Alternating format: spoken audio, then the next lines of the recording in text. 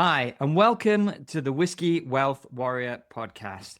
I'm your host, Glenn, and on this show, it is for those who respect the craft of fine spirits and think long-term about wealth. Now, before we dive in, very quick word from our sponsor. This episode was brought to you by Whisky Wealth Mastery, where serious investors learn how to build wealth through whiskey casks the right way. With data-driven investing in a quietly powerful asset that has been historically delivering between 8 and 12% annual growth. Now, if you have ever wondered whether whiskey could be something that you drink, not just something that you drink, but actually something that you own, grow, and monetize strategically, that's exactly what we do. Find me on LinkedIn at Glen Palmer Online or check out the show notes below. Because if you're going to play the long game, you might as well play it like a warrior. So today I am joined by Vikas Thakker. He is the founder and director of Vintage Brewery UK Limited and creator of something that I think is truly unique. I have never seen this before. It is the world's first sparkling date-based mead, designed not only to refresh, but elevate food and refine how we pair drinks in the cuisine. And while this isn't whiskey, the journey of building a premium, quality-defined drinks brand shares the same fundamentals we see in the whiskey world. You know, the heritage, the position, the craftsmanship, and the long-term brand value.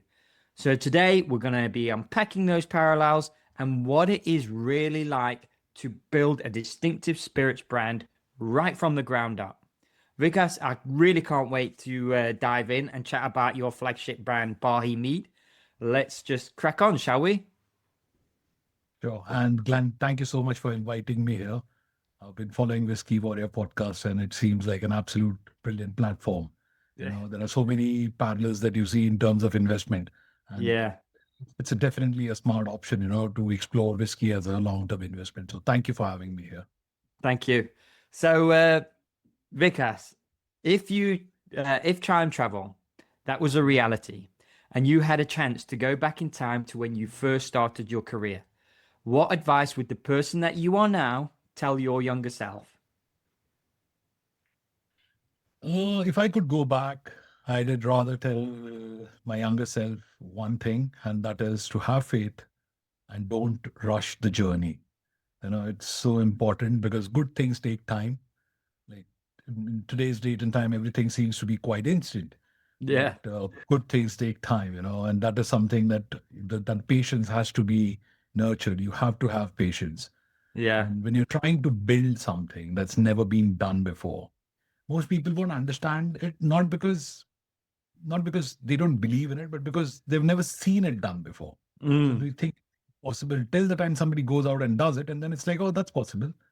But till the time you actually, achieve that, it's always the case where you'll meet so many people who say, oh, this is not possible. You're just chasing a mad dream. But yes, if you have enough time, if you give it the right amount of patience, things do materialize. All those years where you think, oh, there's nothing moving, but actually everything is taking its due course underneath. Yeah. Yeah. So, there were years in the Barhi journey where, on the surface, it looked almost as if everything is stagnant, but no, things were moving, things were progressing. And I would say just keep pushing, keep pursuing what you believe in, stay committed.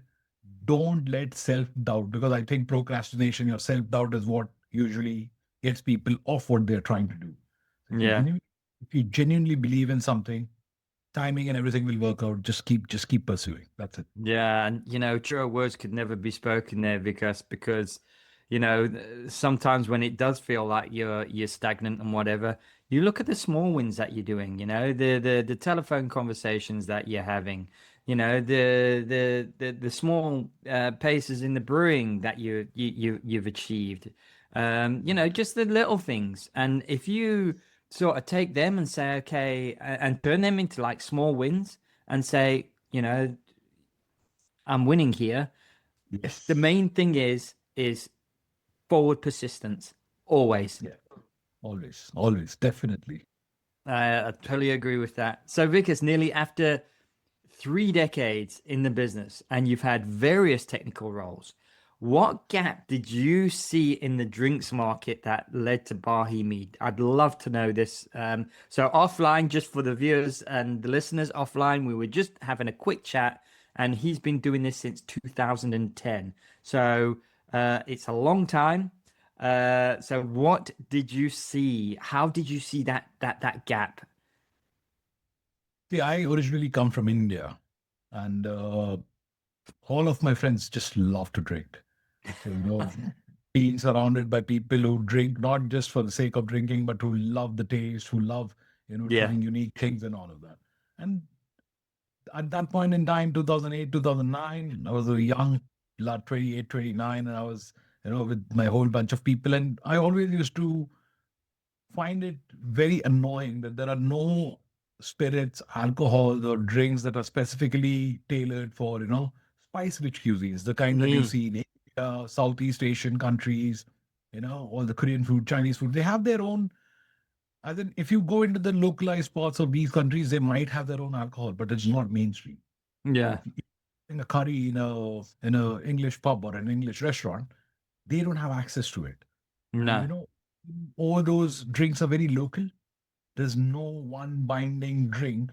And that survey agreed with I did a survey back in 2010, and it was very evident that people were agreeing to the fact that, yeah, we need a drink which is specifically tailored for, you have your wines, you have your beers, but then wine as such, there are so many nuances, what goes well with what, and they are not yeah, tailored for spice rich cuisines. They clash with those flavors.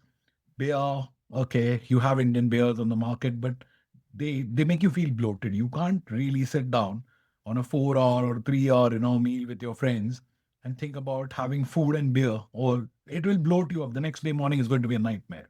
yeah, yeah, Yeah. So that once that survey was done and this gap was identified, then the challenge was, if I try the same ingredients, I am just trying to, do some changes to the way it is brewed, or some technical changes, but it's like trying to do the same thing that has been done and trying to get a different result. mm, Clear, I had to definition of find insanity. exactly. So I was like, okay, I have to find a new ingredient. And that's where, then I started exploring what are the things that, people have tried. And I come from a part where dates are like, are very native to our region. It's Yeah, something that forward to for the whole year. And as a kid growing up, there are certain tastes that never leave you.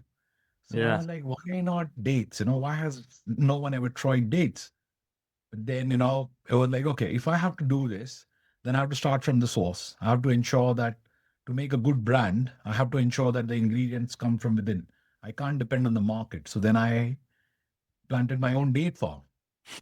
And brilliant. that's where the journey started in 2010. And the whole purpose of the date farm was to get good variety of dates where I can control the quality. They're natural, organic, no pesticides, no insecticides, none of the outside noise, Yeah, just complete concentration on the ingredient.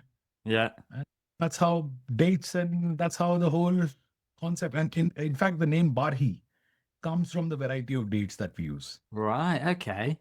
Yeah. So So, the dates, yeah, yeah, sorry. Yeah. that sort of flows into my next question, which is, mead has really ancient roots. I remember, specifically in the UK, before beer, there was mead. Exactly. So it's got a real long history. But you really reimagined using dates and that sparkling production, which is something that I haven't come across. So you've answered why dates. So how about how does dates change the flavor, and how does it making it sparkling change the flavor as well compared to that traditional mead? Uh, when we started experimenting, with the dates, fermenting dates, one thing was clear that just on itself, dates needed a lot more body than what we could achieve. Mm-hmm. Then we started, exploring other ingredients as to what is it that we can add to date to bring that balance, where you have the right body, you have the right aroma, you have the right mouth feel. And that's where I landed on honey, because I did not want to use additives or sugar or stuff like that. I was Yeah. like, well, I need sugar, but I need the right kind of sugar. And honey just stepped up. And I was like, well, you know what? Interestingly enough, honey, as in mead, was one of the earliest alcohols that humans Yeah. actually came across. And somehow, in all these years, it's just lost to us. You And don't I felt have like, you don't have a bee farm, do you? no. So I go down, so, That'll be the next step. you know what? That actually proved to be a nightmare, which delayed everything for 3 years. Because Wow. then we had to identify a vendor who could supply us the honey, but we wanted somebody that does the whole thing very ethically, Yeah. takes care of their bees. So we actually ran a due diligence with the vendor for 3 years, studied their practices. And once we identified the ones that actually, like, not just only on paper, who actually followed, who cared about the bees, who cared about the honey, the harvest, the way it's done, Yeah. that's the person we decided to go with. So, yes, that's the reason, 16 years, it's been a long journey. Yeah. So Yeah. you position this as a culinary companion rather than just a drink on its own.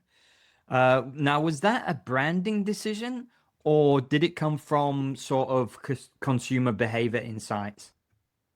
No, like I said, the survey that we did in 2010. So the whole purpose of this, of creating Barhi, was always something that complements food, that adds to the flavor, that enhances the whole overall, dining experience around Asian, Southeast Asian. But at the same time, the product should be so well defined that it can stand on its own. Yeah. It it can't be dependent on food, but it has to be a good complementary, thing to have on your table along with food. Yeah. And which And is then why, yeah, sorry, go no, ahead. no, carry on, carry on. So all this branding decision and all that, it just came now because we started our commercial sales this January. So the And company was incorporated last January, and it took us a year because my farm is in India, the brewery is in India, so all the legislation, all the paperwork took a good amount of year, and then hmm finally we're here.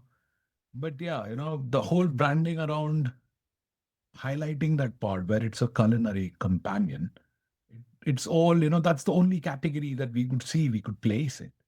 yeah, yeah, So yeah. yeah, and coming back to that one question that you asked earlier, hmm because we wanted it to be a culinary companion. That is the reason the sparkling was added to it. Yes, yes, Because yes.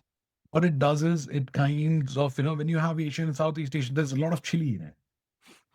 So you need something that subtly tones it down, but doesn't overpower your next bite, Yeah. doesn't bloat you the next day. It just gives you enough respite where you are ready for your next bite. You were looking forward to your next bite. And that's So where that spark. you've really thought about this, and thought about how it interacts with the palate, how it interacts with the other food.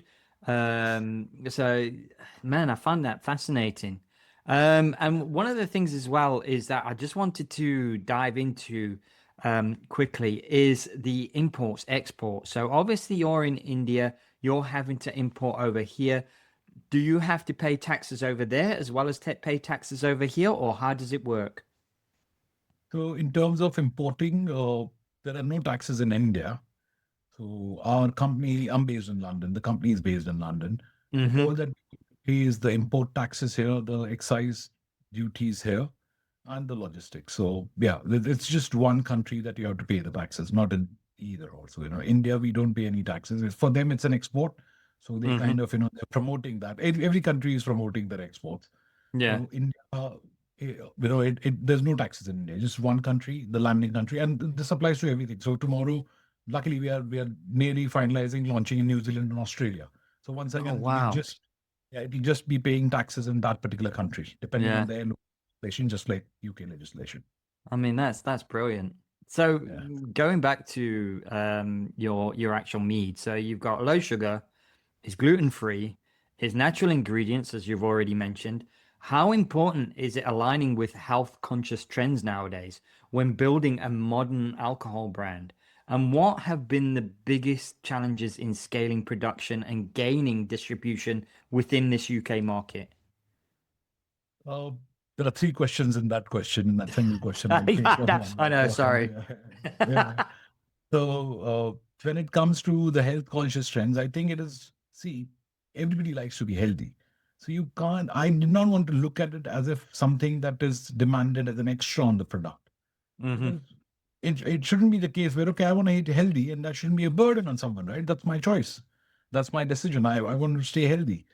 So the same way, when we were talking about Barhi, luckily, none of this was done deliberately because the ingredients were so, natural. And we just have to take care of one thing. What happens is most of the drinks, because they have added sugars and added sweeteners, they are left with a lot of residual sugar, Mm-hmm. which the reason you have so much of sugar in those drinks. And we found the right balance in the recipe where the residual sugar is absolutely low. I maybe I'll be taken to the dogs for this, but in UK, the standards for saying something is sugar free is if it has less than zero point 0.5 grams per 100 ml of sugar, and Mm-hmm. we have zero point 0.4, 0.42 depending on the batch. But so technically, we can be called as sugar free, but it's an alcohol, so you can't call it sugar free. So we say well low sugar because Yeah. if Yeah. you Yeah. compare it to a regular bottle of beer, 330 ml bottle of beer, and with a barhi, the difference is very stark. We have 1.52 grams, 1.5 grams in that bottle, whereas the beer could have anywhere between 5, 7, 8. So, it's a massive difference. So I Yeah. think it's all about how you look at the product. If you think that there are things that you want to add to it, then you'll have to turn it around and all of that. If you just let it, design it from the ground up where it has to meet all those Yeah. expectations, it's become a lot more easier because we're Yeah. not Yeah. forcing it. So it's just there. It's gluten free because of low sugar. It's got very low calories. The calories only come from the alcohol, which is 6%. Yeah. It's slightly on the higher side. But once again, we do not want to water it down because that will kill the taste.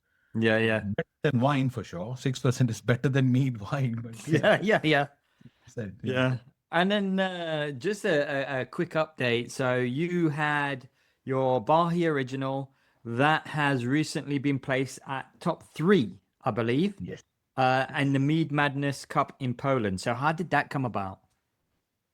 So, I have been on and off looking at all the competitions that happen across the globe for meads to understand what are the kind of, what is the kind of evolution that you're seeing in mead because mead is now coming back mainstream. So I Mm-hmm. wanted to be aware of, all those potential collaborations that we could look at. What are people doing? Certain times, looking at all of this gives you ideas.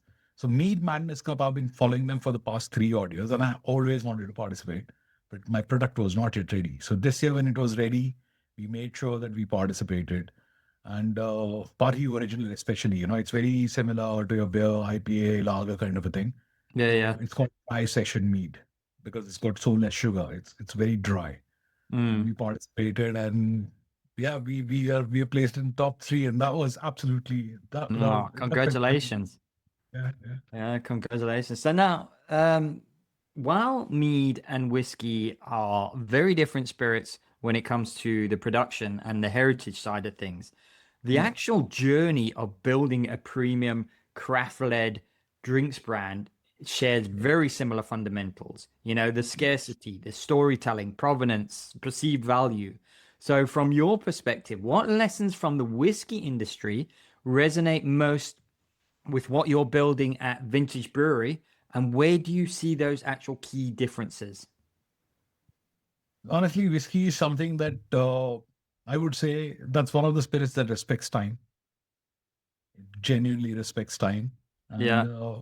like I said, the first answer to the question that you asked was, good things take time. Yes. In whiskey, it is very clear that if you give it enough time, from the form that it is today and the form, which is why you see the big escalation in the value of whiskey as time goes by, and you have those premium charges for 10-year-olds, 20 years old, 25 years old. That itself tells you that that is one product which in itself, in its own definition, says, well, you need to give me time. And Mm. but he has been something like that, or for that matter, any brand that comes out today takes time. Not just the way it has been brought till the journey that it sees till the market, but even when it enters the market, it takes a certain amount of time to reach where it wants to be, to reach the right audiences. So for Yeah. me, that's where I think Barhi and whiskey are very similar. It's about giving it enough time, giving it enough patience, having faith, not giving up. Yeah. And the differences, I would say, whiskey is about, it's about, it's about contemplation, you know. Yeah. Yeah, it's I can't think about a better word than contemplation, because it's all about that. And where for me, Barhi is all about connection. Yeah. Yeah. And for Do you, me, with Barhi, do you let it mature at all, or is it straight from production, straight to bottling, straight to the yes, consumer? yes. So it's brewed. It's the meadery. You know It's what I done. would I'm just putting it out there, just a little planting the little seed. If you have like a maturation of about, get a few casks, virgin oak casks, Mm. have a maturation between 1 year or so. Yes, I would be quite happy to buy them and put my whiskey in that, because I think that would be a unique flavor. yes. I completely agree. I completely agree to that. And if we were to pursue that, like I said, a few batches are coming out to the market now. So I would take your advice on that. Cask a few, put a few liters in 2 or 4 or 5 barrels, and let's see how Yeah. it ages over time. Because Because that would be I interesting. think the flavor profile from the wood and the dates and the honey, I think the longer that you get, the better that would mature. But that's my own personal preference, to be honest. We could be doing a podcast called Barhi Warrior Podcast or Mead Warrior Yeah, Podcast yeah. for all that So matters. Yeah. because you built Vintage Brewery, and you've explored alternative funding models, asset-based strategies, whether private investors, stock ownership, or even aged inventory as a long-term value play. Do you see the premium drinks industry becoming more of a lifestyle product than or an investable asset class at all? Honestly, so I think it is a very good venue in terms of, investing. It's a very good platform where people could explore this. And the reason being, you have your cryptos and all of this, but there's something in having that physical asset. Yes. And well, the upside to it is 15 years down the line, if you decide, well, let's open up one and let's try it, you haven't really lost much, have you?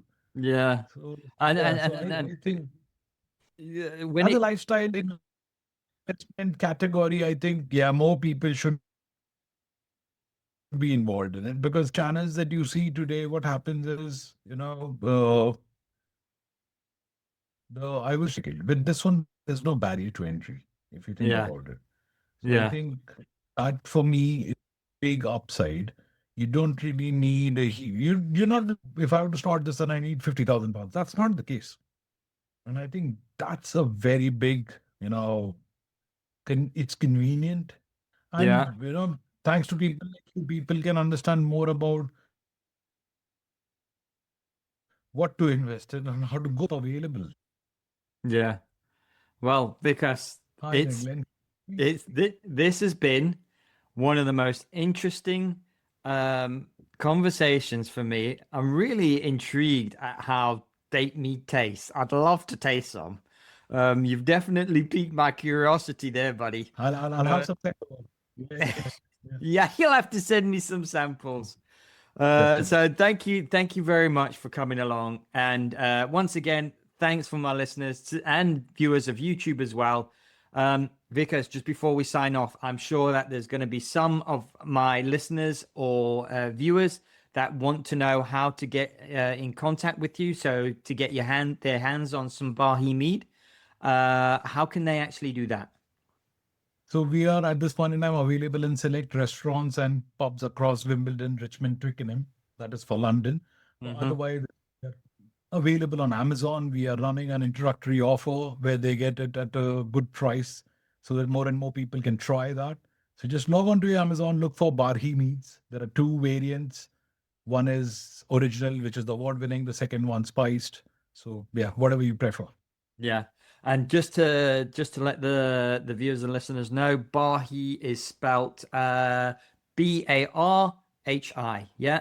That's correct. That's correct. Yes. All right. Okay. Well, that almost wraps up today's episode. I want to thank my guest for joining me. Thank you very much, Vikas. And he's sharing his extremely unusual passion with us. Before we go, very quick reminder, this episode was brought to you by Whisky Wealth Mastery, where serious investors learn to build wealth through premium whiskey casks right away. So if you've ever wondered if whiskey could be something that you own, grow, and monetize, not just drink, it might be worth taking a closer look. If you want to learn more, you know where to find me. You've been listening to the Whisky Wealth Warrior Podcast. I'm your host, Glen Palmer. I was joined today by Vikas Thakker.